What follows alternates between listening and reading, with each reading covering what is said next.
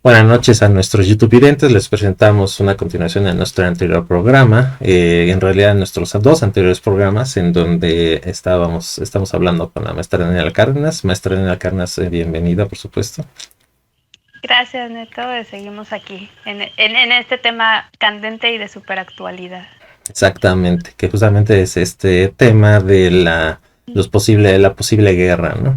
Y los dos programas anteriores fueron de eso. Ya en el programa anterior, pues sí, ya nos pudimos asustar lo suficiente con lo que está pasando.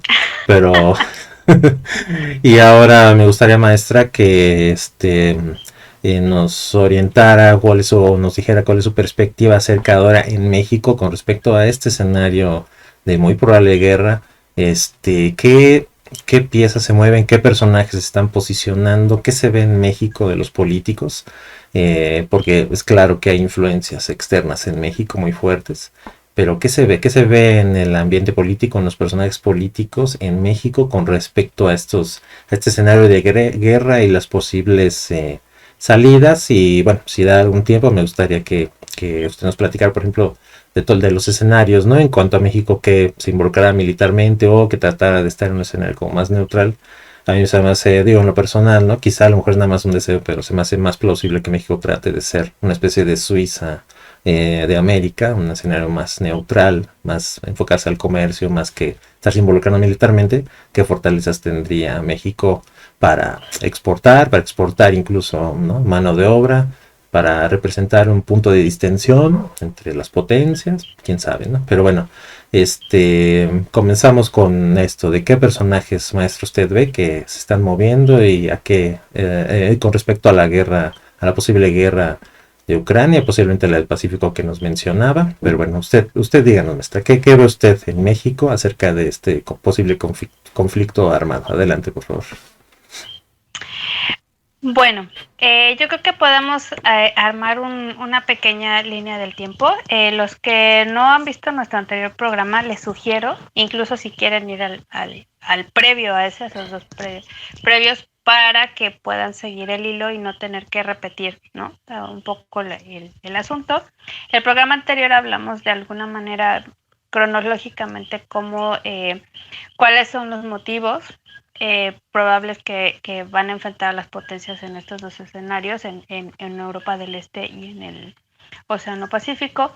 Y bueno, trayendo a colación ya el caso de México, si tienen dudas, los remito al anterior video. Con respecto a México, lo que podemos ver es que desde la elección de Andrés Manuel López Obrador como presidente, se notan varios momentos, ¿no? Varios momentos tanto estratégicos como de negociaciones, ¿no? Cuando recién es electo Andrés Manuel López Obrador, bueno, para muchos países de Europa, pues es una gran sorpresa, ¿no? Es algo que no se esperaba. Y curiosamente, prácticamente todas las potencias hacen una aparición, ¿no? O un señalamiento de felicitaciones al presidente Andrés Manuel López Obrador, o graban un mensaje tratando de acercarse al nuevo régimen, ¿no? Después de casi 20 años de gobierno del PRIAN, el primer gobierno que vuelve a traer es, digamos, un aire fresco a la presidencia, porque a diferencia de lo que creyeron muchos que el 2000 era la época del cambio, pues todos nos dimos cuenta que en realidad no hubo cambio de político ni económico, ¿no? Más bien fue todo lo contrario, fue hacia peor. Y bueno, este es el primer gobierno, de alguna manera, si no de la izquierda, por lo menos de un movimiento progresista, ¿no? Un movimiento más centrado en los pobres. ¿Qué pasa? En un primer momento, potencias como Rusia y China son los primeros en felicitar al presidente y pues de invitarlo a entablar una comunicación, invitarlo pues a ver qué posibilidades de intercambio se pueden generar, ¿no? Recordemos que no es nuevo nuestras relaciones con Rusia y China, son muy anteriores a esta fecha, pero lo que es nuevo es un nuevo gobierno, ¿no? Que trae en ese entonces por lo menos esperanza de que se puedan dar otro tipo de estrategias y de sinergias. Otras potencias muy involucradas en México, como es España, también corren inmediatamente a felicitar a Andrés Manuel López Obrador. Incluso países inesperados como Francia también señalan el interés de aprender un poco de las primeras estrategias que pone el gobierno de la 4T.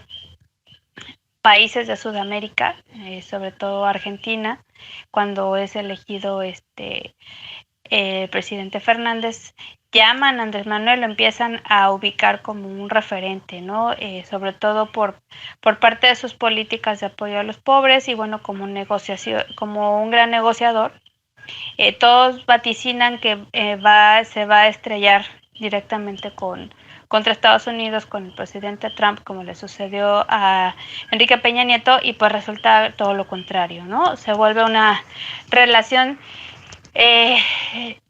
si no amistosa, bastante estrecha, donde por primera vez un mandatario estadounidense trata de tú a un presidente mexicano, incluso le denomina amigo. Se sientan a platicar, tienen pláticas a veces ásperas, pero siempre con el afán de sacar los proyectos adelante, ¿no? Yo creo que eso podría ser la principal característica. Y bueno, esto sienta las bases para que el TEMEC se pueda dar de una manera suave, ¿no? Una replanteación del Tratado de Libre Comercio en donde se supone que se busca un mejor trato para la parte mexicana y para la parte canadiense con respecto al tratado anterior. Para muchos, esto era el primer, digamos, llamado a una esperanza, ¿no? A que por fin México pudiera tener un mejor trato, que México pudiera negociar cosas como la independencia energética o como la, el posible apoyo para la migración regulada entre ambos países, entre México y Estados Unidos. Sin embargo, como vimos a lo largo del tiempo, pues este tipo de negociaciones fueron bastante difíciles ya cuando se trataban temas sociales, ¿no? En este sentido, se logró llegar a las negociaciones que se logró llegar, pues realmente, por un lado, por la astucia del gobierno de la Cuarta T, y por otro, pues de alguna manera también cediendo en ciertos escenarios, ¿no? Por otro lado, yo creo que es del dominio de la mayor parte de los habitantes de México la creciente reacción de los que ahora forman parte de la oposición, ¿no? Del PRI-PAN-PRD. Y esta creciente oposición, sobre todo presentada constantemente a través de los medios, pues también va haciendo o creando la imagen del gobierno de la 4T como un gobierno izquierdista, luego socialista y luego prácticamente comunista, ¿no? Entonces, esta demonización de la 4T tiene también de alguna manera una señalización por parte de algunos críticos, no externos, sino internos, de la falta de criterio para elegir o discriminar quiénes iban a ser los integrantes de Morena, que es el Movimiento de Regeneración Nacional, que da el apoyo a Andrés Manuel para su candidatura. Este tipo de críticas internas, más las críticas externas, hacen que el gobierno de la Cuarta T, a lo largo de sus 3 años de existencia, haya pasado por varias etapas en las cuales muchos ministros de las principales secretarías hayan ido cambiando, ¿no? Sea la política de cero tolerancia a la corrupción del presidente Andrés Manuel López Obrador también ha dado pie a eso, ¿no? Se ha estimulado que por primera vez haya apoyo para aquellas personas que decidan denunciar a políticos corruptos o trabajadores del gobierno que se consigna infraganti y que se puede juntar las pruebas para demostrar su culpabilidad y poderlo consignar a las autoridades. Esto de alguna manera podría considerarse dentro del el gobierno o dentro de la perspectiva de los críticos tanto exteriores como interiores de la 4T, una cierta inestabilidad en el gobierno, ¿no? Cuando hay varios cambios de ministros, cuando hay pues muchos casos de corrupción, puede ser un buen signo o puede ser un mal signo dependiendo del enfoque con el que se tome. Esto de alguna manera ha generado también que aprovechen los medios de comunicación pagados, como ya se ha demostrado muchas veces por el PRI y PRD, para que se aproveche cualquier oportunidad, cualquier viso de corrupción dentro de la 4T para seguir con la cantaleta de que el gobierno de la Cuarta T es corrupta, el gobierno de la Cuarta T no tiene gobernabilidad, no tienen una lealtad, sino que solamente vuelven a hacer lo mismo de siempre, etcétera, ¿no? Llevar estos tipos de argumentos al absurdo. Y bueno, por parte de críticos exteriores también genera una cierta incertidumbre, ¿no? Con respecto a la estabilidad del gobierno y también con respecto a las estrategias del propio presidente, ¿no? Hay una cierta tensión notoria incluso entre el presidente y sus colaboradores más cercanos, lo cual se nota en muchos cambios de última hora de ciertas agendas de algunos políticos muy allegados a la 4T, de pues regaños claros dentro de su comunicado de las mañaneras, donde se le hace notar a ciertos políticos que no han estado haciendo su trabajo o que no lo han llevado a cabo de la manera, pues digamos, más correcta, ¿no? ¿Esto qué es lo que genera? Genera que de alguna manera se perciba que la figura del presidente Obrador es una figura más bien solitaria, que tiene allegados que quizá lo han acompañado durante muchos años, pero que no necesariamente todos tienen las mismas aspiraciones, ¿no? Muchos en el camino se han corrompido, algunos otros han perdido, digamos, el foco nacional y se han centrado más en el foco los pequeños grupúsculos de poder que hay al interior de Morena, ¿no? Entonces, en este sentido, cuando hablamos ya de un contexto de posible guerra, pues estamos hablando de que el gobierno de la 4T es un gobierno de alguna manera que se nota fragmentado. Por un lado, tenemos gente muy cercana a Andrés Manuel López Obrador, por afectos personales, otros que han sido muy cercanos estratégicamente hablando porque son grandes, grandes profesionales que son muy, que cubren con el papel, pero que no necesariamente pueden tener las mismas formas de pensar del presidente. Y por otro lado, pues tenemos de alguna manera la gente que se ha colado, ¿no?, a este movimiento simplemente para tener cabida en el gobierno de turno. En este contexto, pues tenemos que marcar de alguna manera que a lo largo del tiempo se ha notado que el presidente se ha visto forzado a dejar de alguna manera la seguridad de la política o de los programas políticos de gobierno en manos del ejército y de la Marina, ¿no? Esto ha sido interpretado por mucha gente como una militarización del gobierno. En términos de gobiernos civiles anteriores, llama mucho la atención porque desde los años 50 México ha tratado de evitar integrar a la milicia al gobierno para evitar los excesos que se dieron durante la revolución y en la época cristera. En este caso, por eso a mucha gente le alarma, ¿no? Este recurso al ejército y sobre todo en el contexto que ya veíamos en el video anterior de una posible alianza militar con el bloque de Norteamérica, ¿no? Hay dos vías de enfoque desde mi punto de vista. Analicemos la vía que tú proponías, ¿no?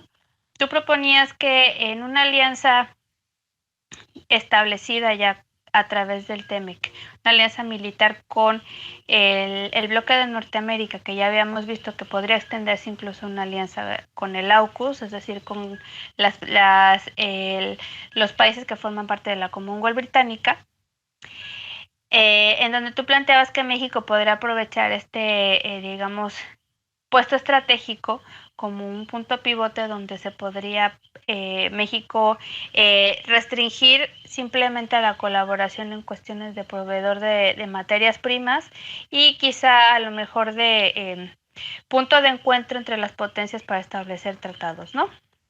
Esto es una teoría que parece muy plausible, dado que fue la misma estrategia a la que recurrió el presidente Cárdenas, que en muchos momentos se ha dicho, incluso el mismo presidente Obrador lo ha mencionado, que sus dos grandes inspiraciones son el presidente Juárez y el presidente Cárdenas, ¿no? Efectivamente, en el contexto de la Segunda Guerra Mundial, el gobierno cardenista decide permanecer neutral hasta casi el final de la guerra, donde es presionado por Estados Unidos para declarar la guerra al bloque y bueno, sí se ve forzado a mandar el famoso batallón del 132.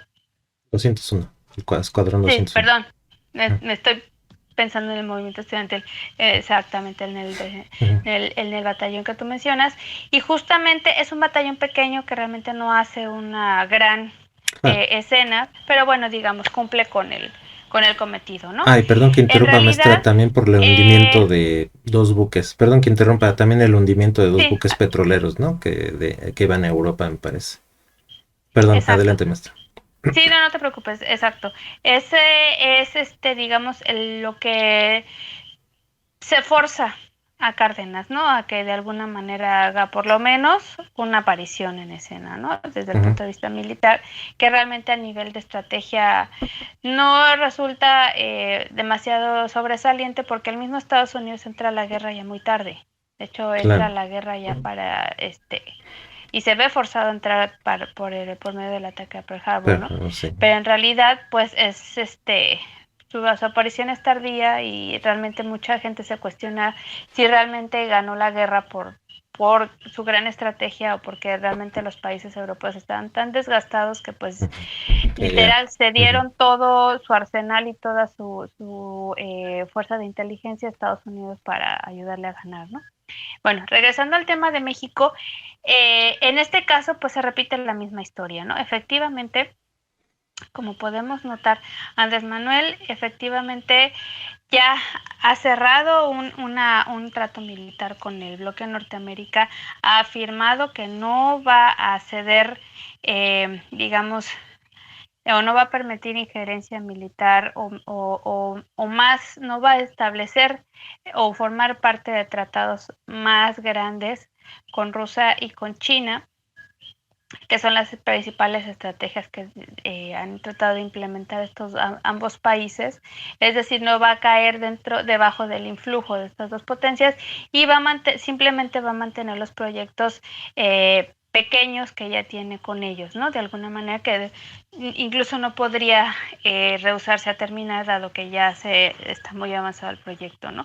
Pero de ahí a que México pudiera ser un país como Suiza es muy difícil porque dado lo que tú comentas de cómo podría funcionar México o por lo menos la región del sureste como una región donde los juniors mexicanos pudieran establecer o más bien sacar usufructo de la zona franca, que de hecho ya es sobre todo la Riviera Maya, en realidad se alinea con lo que para las dos potencias anglosajonas ya es un hecho. Es decir, todo el Caribe es el centro de operaciones offshore de Gran Bretaña y Estados Unidos. Es decir, en ese sentido, la Riviera Maya vendría a ser como el punto offshore dentro del continente. Es decir, una tierra blanca donde donde Estados Unidos y Gran Bretaña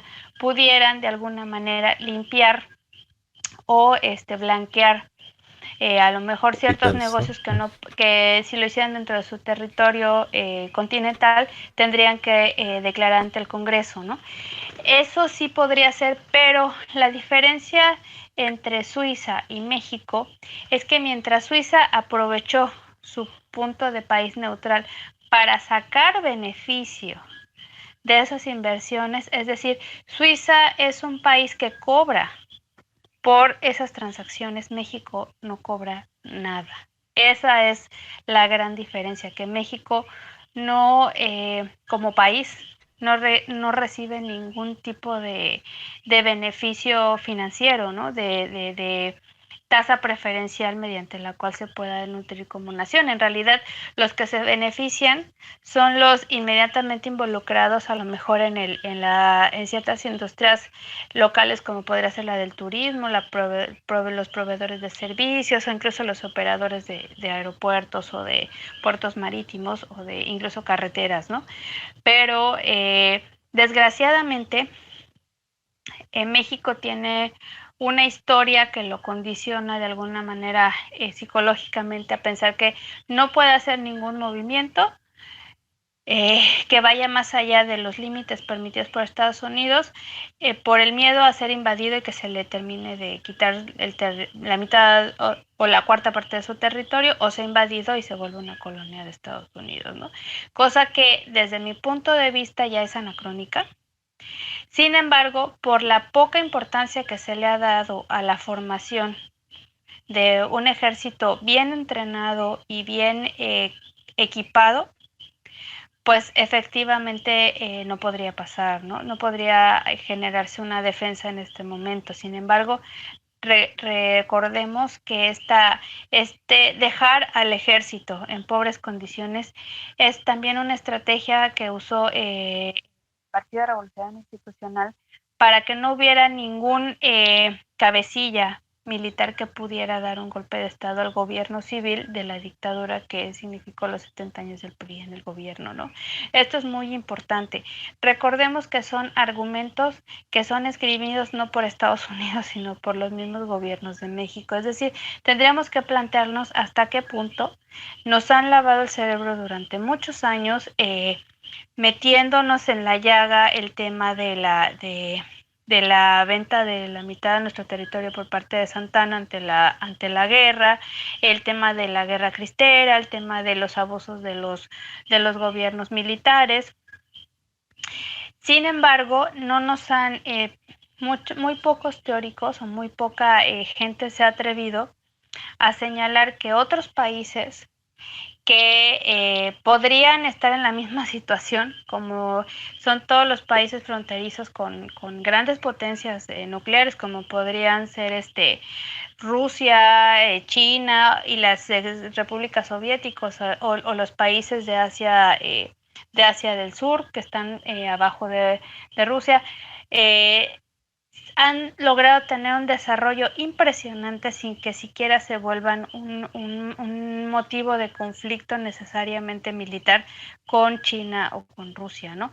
Estamos hablando de que ya no estamos en los albores del siglo XX, ya estamos a inicios del siglo XXI y creo que como mexicanos tendríamos que cambiar esa mentalidad, ¿no?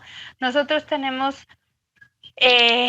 mucha inversión extranjera en México, lo ha dicho el presidente Obrador a manos llenas. Tenemos uno de los más altos índices de inversión extranjera durante la pandemia, que eso no es de desdeñar.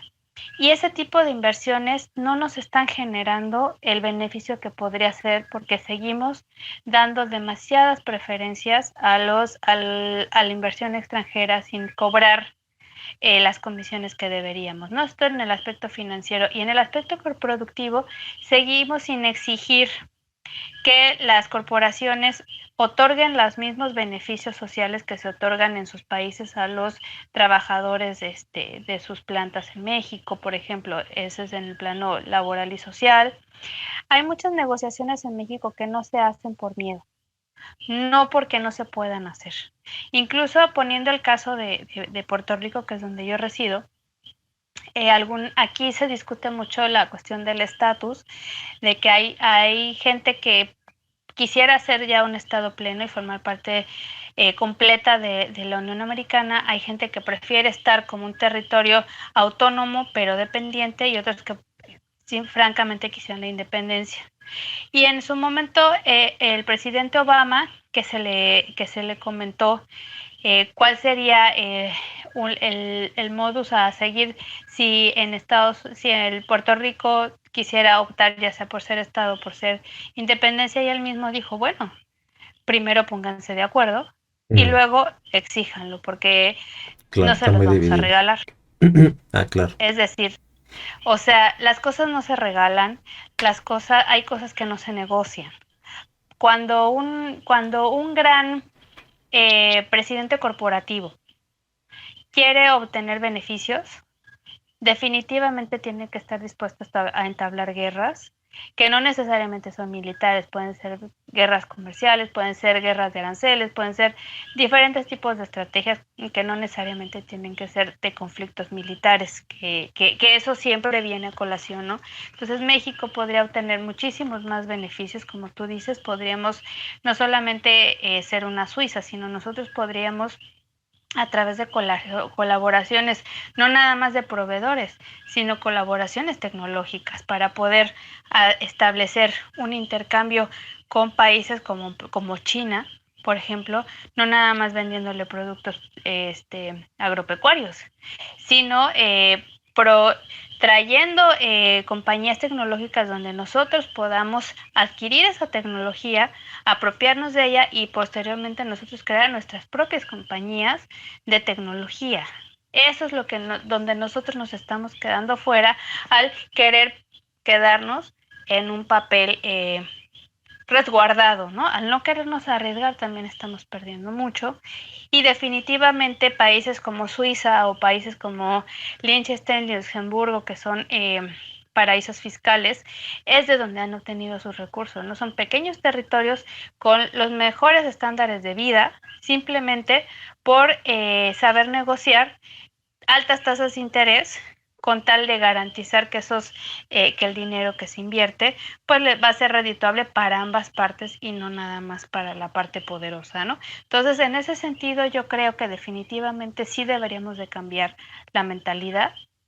Los mismos chinos lo comentaron con respecto a la alianza a la firma de la alianza militar con Estados Unidos y con el bloque de Norteamérica, y los chinos advirtieron al presidente Andrés Manuel, o sea, que no se trata de rivalizar con un socio, porque al establecer ya un vínculo militar con Estados Unidos, inmediatamente para China ya empieza a ser México un rival involuntario, ¿no? Sobre todo en el ámbito militar. No olvidemos eso. Nosotros pensamos que seguimos teniendo el tren transísmico y tenemos ciertas inversiones en China, pero China tiene un proyecto del muy largo alcance que se llama la nueva ruta de la seda. ¿En qué consiste? En que China, de alguna manera, quiere ser el proveedor no nada más de construcción o desarrollo de infraestructura en países del tercer mundo, desde Asia a África y América, sino que también lo que quiere hacer China es de alguna manera ser un foro de desarrollo económico. Es decir, China no nada más está dispuesta a tener o ayudar a construir cosas, sino que China podría ser inversora directa de capital en países como México. Esto quiere decir que no nada más tendríamos que sembrar maíz y frijol para enviarlo a Estados Unidos, o no nada más tendríamos que ser constructores de autopartes para coches, sino que nosotros podríamos ya tener capital directo para desarrollar nuestra nueva tecnología y tratar de atraer otro tipo de desarrollo para aprender esa tecnología y a lo mejor en 20, 30 o 40 años crear ya la nuestra. Ese tipo de perspectiva lo estamos dejando de lado por seguir con ese mismo miedo, ¿no? Entonces, cerrando el video, para no irnos muy lejos, ¿cuáles serían las implicaciones militares en este aspecto? Pues como te comento, realmente al seguir el camino seguro, pues México no tendría gran problema, porque realmente solo, hasta donde tengo entendido, solo se está comprometiendo a no tener o no formar parte de estos grandes proyectos de Rusia y China en cuestiones de inversión directa. Y bueno, al estar de alguna manera rehusando esa ayuda, pues estos países también pueden interpretarlo como que somos aliados, ¿no? De Estados Unidos, y entonces el trato pues ya no va a ser tan amigable y tampoco tan favorecedor para nosotros. En ese sentido, ciertos proyectos que se podrían haber proyectado, como lo que tú comentabas de establecer fábricas de creación de chips, pues pueden retirarse, ¿no? Y ahí es donde nosotros estamos perdiendo en el campo tecnológico por asegurar una cierta seguridad a nuestra integridad territorial, ¿no? Entonces hay que estudiar también eso. Y bueno, en el aspecto de quiénes son los personajes de la 4T que podrían estar de alguna manera acelerando ese proceso o vinculándonos más con Estados Unidos y alejándonos un poco de Rusia y China. Bueno, como ya mencionábamos en videos anteriores, hay dos personajes que resaltan en esta cercanía con Estados Unidos, ¿no? La más reconocida, pues, es directamente nuestro canciller, lo que antes nosotros consideramos como secretario de Relaciones Exteriores, que es el mismo Marcelo Ebrard, que también es un personaje que ya se destapó como posible candidato presidencial, ¿no? Desde por lo menos el verano de este año, se ha notado una cierta dualidad en el actuar del canciller, en donde aparentemente ha sido cercano a los gobiernos altermundistas, pero ha tomado sus propias decisiones en aquellos movimientos en donde él personalmente no ha estado de acuerdo, ¿no? Como ya mencionamos el caso de Nicaragua, también está el caso de la CELAC, donde él no se puso en contra de Almagro como se supone que iba a ser la intención de la 4T, es decir, Almagro es el presidente de la Organización de Estados Independientes, frente a la cual se reúne la CELAC como un bloque americano alternativo.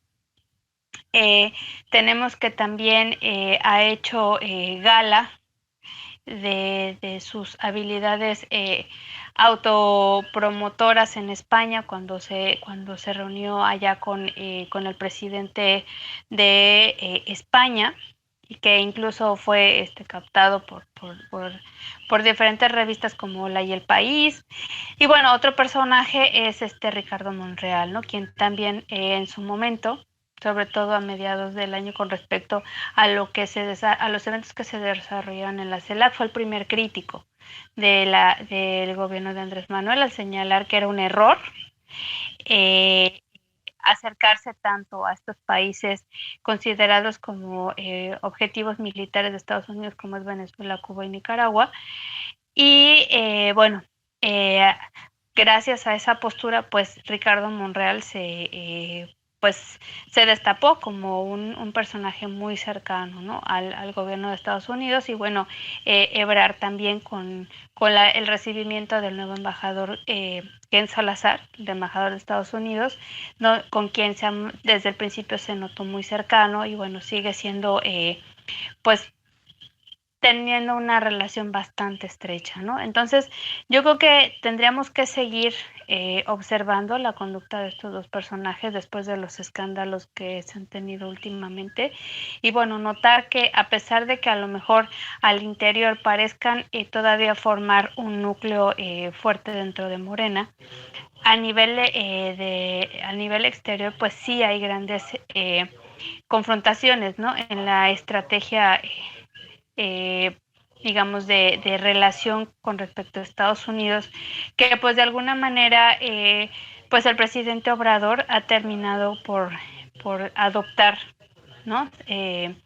Adoptar esa visión de cautela con respecto a Estados Unidos, tratar de presionar en aspectos que él considera claves, sobre todo de ayuda a migrantes, y pues desgraciadamente dejando de lado temas que yo considero más importantes para mediano y largo plazo, como es el aceptar inversión directa para desarrollo de tecnología y otro tipo de empresas que podrían dejar mucha más derrama económica y sobre todo hacernos ir a llegar a otro nivel en el aspecto tecnológico, ¿no? Que es el más abandonado de nuestro país, considero yo. Claro.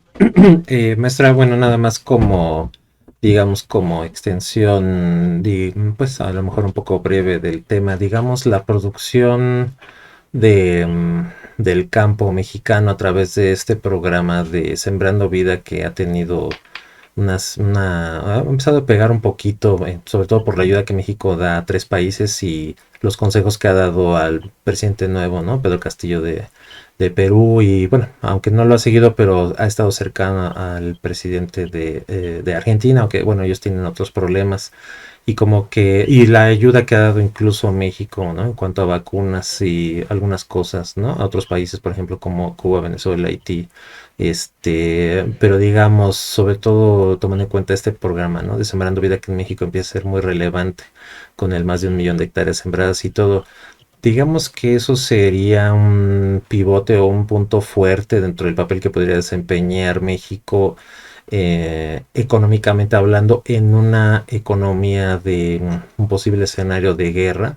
Lo digo porque pues empieza la incertidumbre en muchos otros productos, ¿no? Que dependen mucho de la importación y la exportación, pero no sería, digamos, una fortaleza de México que con tanta anticipación, y pues ya llevamos, ya es el tercer año también de este programa, haya ido aumentando la producción nacional, ¿no? No tanto como para sustituir del todo, ¿no? Las importaciones, pero empieza a ser relevante, tanto que ha habido unos movimientos recientes en Segalmex, ¿no? Que es la empresa equivalente a la Conasupo antigua, que se dedica ahorita a colectar, a comprarles a los campesinos y a los productores, incluso, bueno, extendiéndolo a de leche,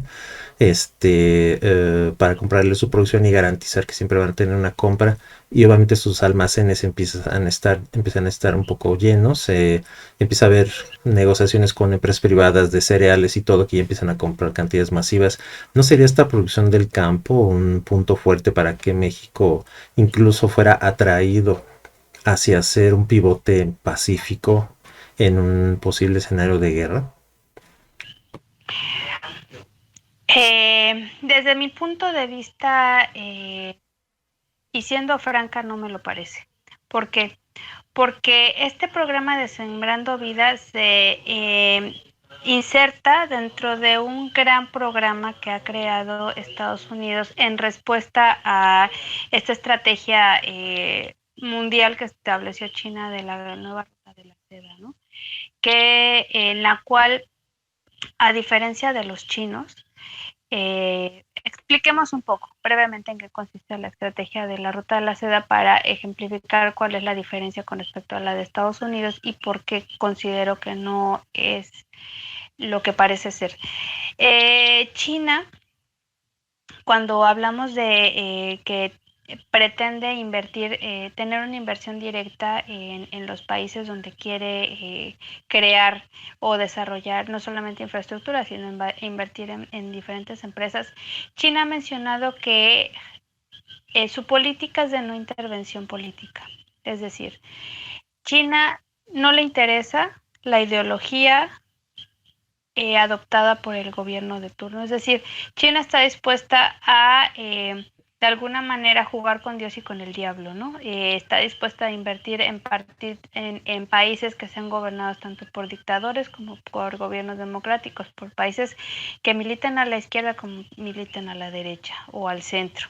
Es decir, China, en su declaración de principios de esta estrategia, establece el principio de no intervención en los asuntos internos de los países, y eso es lo que lo hace radicalmente distinto a la estrategia que viene siguiendo Estados Unidos desde desde el inicio de su historia como país, que es, como ya conocíamos, la famosa doctrina Monroe, es decir, su horizonte de expansión es América y todo lo que está bajo su frontera sur es parte de alguna manera natural de su territorio de expansión y tiene todo el derecho de intervenir en cualquiera de esas zonas y bueno, después de la Segunda Guerra Mundial lo extiende al globo. Es decir, Estados Unidos se adjudica el derecho de intervenir en cada uno de los asuntos internos de todos los estados del mundo.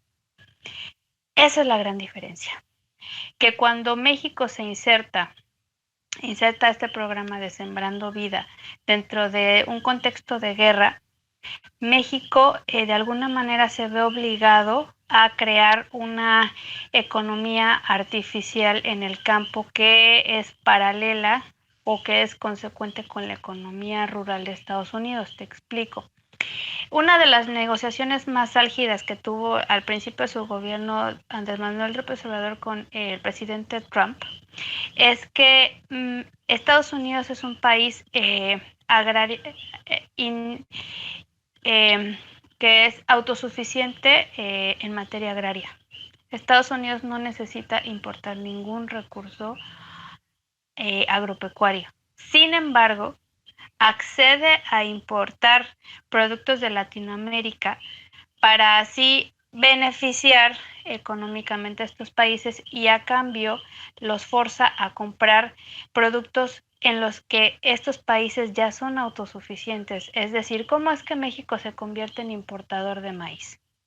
No es porque México no tenga la infraestructura, no es porque no lo seamos, es porque se obligó a los productores de maíz a dejar de sembrar maíz. Eso no se dice en los medios, pero así es. Son estrategias geopolíticas en las cuales se deja de incentivar la producción de cierto producto y a incentivar otra. En el aspecto de la carne, Estados Unidos es un gran proveedor de carne, sobre todo de carne de cerdo. México es capaz de producir su propia carne de cerdo, pero es obligada por Estados Unidos a comprársela a cambio de que nosotros le compremos o que nos compren ellos limón y aguacate, que ellos perfectamente podían cubrir con las producciones que están ya presentes en el estado de California. Eso es lo que nosotros no sabemos. México podría ser, o todos los países podrían ser autosuficientes si no fuera por la intervención forzada de Estados Unidos en sus negociaciones. Y desgraciadamente México ha cedido por una respuesta ya básicamente cultural, ¿no? Estamos acostumbrados a tener miedo a Estados Unidos y a tener negociaciones en las cuales no solamente ganemos en el aspecto agrario, porque este tipo de prácticas, como me mencionas, parecías a la de CONASUPO, son prácticas que derivan del PRI.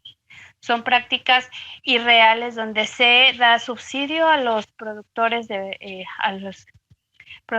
leche o productores de carne o productores de otros productos agropecuarios a seguir produciendo artificialmente cuando la demanda es menor a la oferta y mucha de esta leche se destruye, que es lo que pasa también con los extractores de petróleo. Para manejar los precios a su antojo, ellos están dispuestos a destruir sus propios reservas de petróleo para subir los precios. Ese tipo de políticas del precio nosotros no, como ciudadanos de a pie no las conocemos. Pero desgraciadamente, como te puedo hacer notar, no es lo mismo que un inversor te ofrezca inversión directa sin cuestionar tus asuntos internos a que un país como Estados Unidos condicione tu pobre ingreso a incurrir o intervenir en todos los asuntos políticos y sociales de tu país. Eso yo le dejaría te dejaría a ti, dejaría a los youtuvidentes a estudiar o a repensar todo ese tipo de estrategias muy a profundidad, porque estamos hablando de que básicamente con tal de garantizar los 3 pesos que vienen de producto agropecuario, estamos aceptando que directamente intervengan en nuestros asuntos internos. Mientras que China se ofrece a dar esa misma inversión o incluso mayor, porque como recordemos, China es la poseedora de del 60% de la deuda de Estados Unidos. En realidad, esa inversión de Estados Unidos no proviene de Estados Unidos, proviene de China. Entonces, podríamos recibirla directamente sin necesidad de que nos intervengan militarmente o políticamente, o podríamos aceptarla a través de Estados Unidos, sabiendo que la fuente es China y aceptando que Estados Unidos quite o ponga gobiernos e intervenga en nuestro país cada vez que se le dé la gana. Yo creo que más claro ni el agua, ¿no? Maestra, bueno, pues cerramos temporalmente de este tema, pero a reserva, por supuesto, de volverlo a abrir conforme se muevan, ¿no? Estos dos personajes políticos que están empezando a diferenciarse de manera notable con respecto a las políticas principales que marca el presidente y con respecto a que, por ejemplo, cuando venga un escenario de guerra, pues se va a ver, ¿no? Realmente, si efectivamente es lo predicho, no solamente con ese programa, con todos, ¿no? Con todas las políticas, a ver qué políticas pueden sobrevivir y qué políticas definitivamente inmediatamente se van a tener que ir, ¿no? Pero bueno, ya Claro. lo platicaremos más adelante. Probablemente hagamos un programa quizá al analizar más lo que está pasando en el Pacífico. Pero digamos que ya a lo mejor no urgiría tanto porque ya tenemos suficiente susto ahorita con las primeras predicciones, con la primera aproximación. Pero bueno, seguimos Sí, bueno, adelante, maestra. Adelante. sí, para cerrar, perdona, nada más te quiero Sí. hacer un comentario con respecto al programa de Sembrando Vida. Hay un caso muy extraño que mucha gente está analizando en Centroamérica, justamente que es el caso de El Salvador. El Salvador es un país que durante casi 30 años sufrió de una guerra civil espantosa gracias a la intervención de los servicios secretos de Estados Unidos y bueno, de la contrainteligencia estadounidense. Y justamente ha sufrido una serie de golpes de Estado hasta el último donde se prácticamente contrata a un nuevo presidente que proviene, me parece, de Marruecos, pero es de origen palestino, que es el famoso presidente Bukele, ¿no? Curiosamente, parecía que iba a ser el típico títere de Estados Unidos y realmente lo que ha hecho Bukele en El Salvador es una revolución que nadie se esperaba y que aún es todavía no es comprendida, ¿no? Dentro de una república que muchos consideran como bananera, es el primer país del mundo que ha aceptado el Bitcoin para evitar los bloqueos estadounidenses. Es un país que ha sido gobernado de manera dictatorial y dictatorialmente el presidente decidió negociar con todas las gangas y poner orden en el país. Es un presidente que no tiene ningún programa político en particular, ni de izquierda ni de derecha, pero que curiosamente gracias a este tipo de medidas goza de cada vez más popularidad en su propio territorio. Incluso los Estados Unidos ya lo empiezan a considerar como un verdadero peligro, porque justamente lo pusieron ellos y ellos ya no saben cómo sacarlo, ¿no?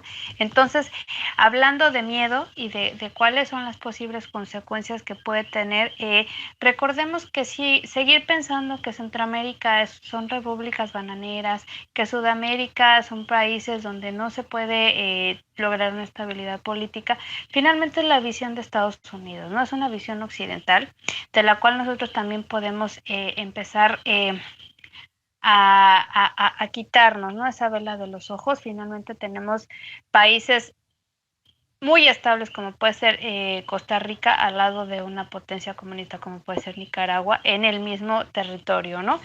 Tenemos países que desgraciadamente han sido muy eh, apretados como puede ser Guatemala, El Salvador y Honduras, y que sin embargo en menos de 3 años o de 4 años de gobierno ya empiezan a dar giros tecnológicos impresionantes donde ya todo el dinero proviene del Bitcoin, ¿no? Entonces, ese tipo de experimentos es los que creo que deberíamos de potenciar también en México, que no tratáramos de seguir eternamente dando la vuelta a la noria en las mismas soluciones de siempre y que tendríamos que estar también aprovechando el movimiento de la cuarta T, de la 4T, perdón, este tipo de giros novedosos para darnos cuenta que estamos estamos siendo testigos del caer de la gran potencia que es Estados Unidos y la estamos desaprovechando.